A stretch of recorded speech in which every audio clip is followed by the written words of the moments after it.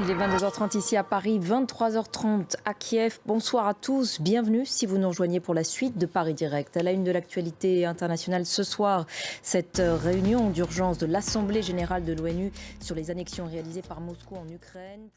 À la une, donc, cette offensive diplomatique de l'Ukraine et de ses soutiens occidentaux à l'ONU. Réunion d'urgence, je vous le disais, de l'Assemblée générale sur les annexions réalisées par Moscou en Ukraine. Objectif, condamner ces processus et isoler encore un peu plus Vladimir Poutine sur la scène internationale. On va rejoindre tout de suite à New York notre correspondante Fanny Chauvin. Bonjour Fanny, un vote qui avait valeur de test donc pour les Nations Unies. Merci beaucoup Fanny, en direct de New York. Et la guerre en Ukraine, largement évoquée ce soir dans une interview réalisée par nos confrères de France 2 avec le président de la République, Emmanuel Macron. Et la fourniture à l'Ukraine de nouveaux systèmes de défense antiaérienne était également au cœur d'une réunion de 50 pays au siège de l'OTAN aujourd'hui. On passe maintenant à l'actualité en France avec ce bras de fer qui se durcit encore entre le gouvernement et les grévistes du secteur pétrolier. Première réquisition de personnel lancée pour...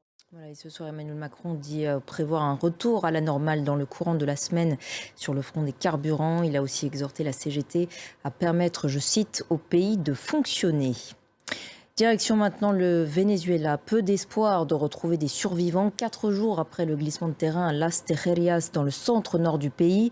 Selon les autorités, une centaine de morts est à déplorer. Une cinquantaine de personnes est toujours portée disparue. Noémie Roche.